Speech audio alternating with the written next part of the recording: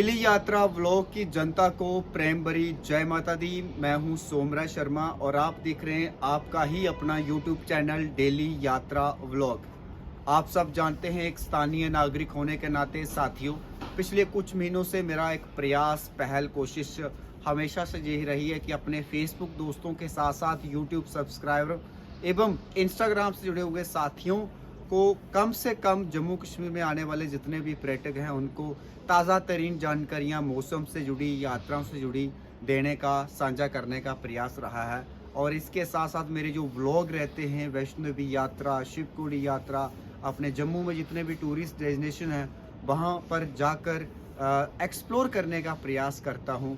और आप में से बहुत सारे ऐसे दोस्त हैं, बहनें हैं, माएँ हैं जो जब यहाँ पहुँचते हैं तो उनके साथ भी मिलने का जो मेरा प्रयास है कंटिन्यू रहता है और उनके साथ व्लॉग वीडियो बनाने का भी प्रयास रहता है।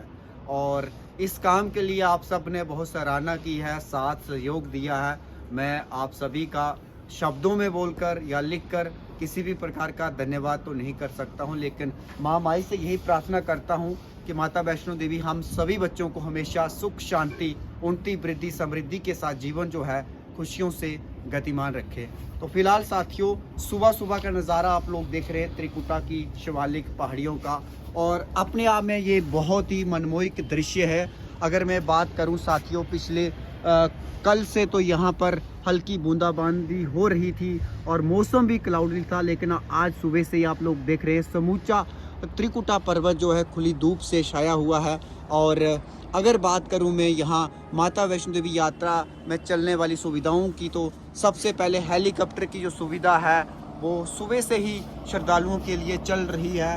और कटरा के हेलीपैड से लेकर शांजी शत के हेलीपैड तक ये हेलीकॉप्टर की सुविधा श्रद्धालुओं के लिए चल रही है आज सुबह से ही। इसके अलावा पूरे यात्रा मार्ग की अगर बात करें, घोड़ा, पिट्ठू, पालकी एवं अर्धकुंवारी से लेकर भवन तक बैटरी कार की सुविधा के साथ साथ भवन से रोपवे की सुविधा जो है श्रद्धालुओं के लिए जो है उपलब्ध। और ये थी यात्रा में चलने वाली सुविधाओं की जानकारी।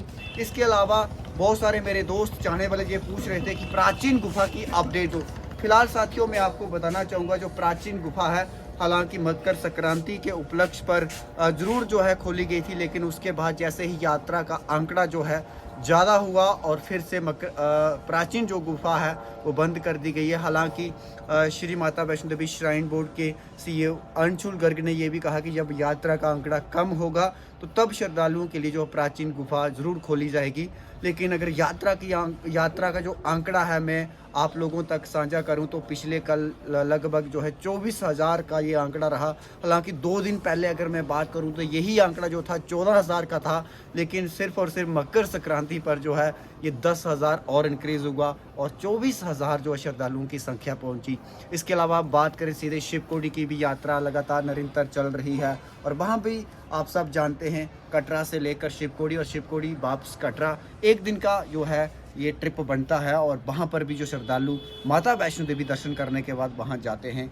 तो साथियों, कैसी लगी तमाम छोटी मोटी जो जानकारियाँ मेरी, और फिलहाल बर्फ़बारी से भी जुड़ी जानकारी मैं दे दूँ। फिलहाल वैष्णो देवी में बर्फ़ इतनी जो तसल्ली देने वाली बर्फ़ नहीं हुई है, लेकिन अगर आप बर्फ़ देखना चाहते हैं, हमारे जम्मू डिवीज़न की मैं बात करूं तो आप पत्नीटाप या नत्थाटाप जा सकते हैं या फिर भद्रवा।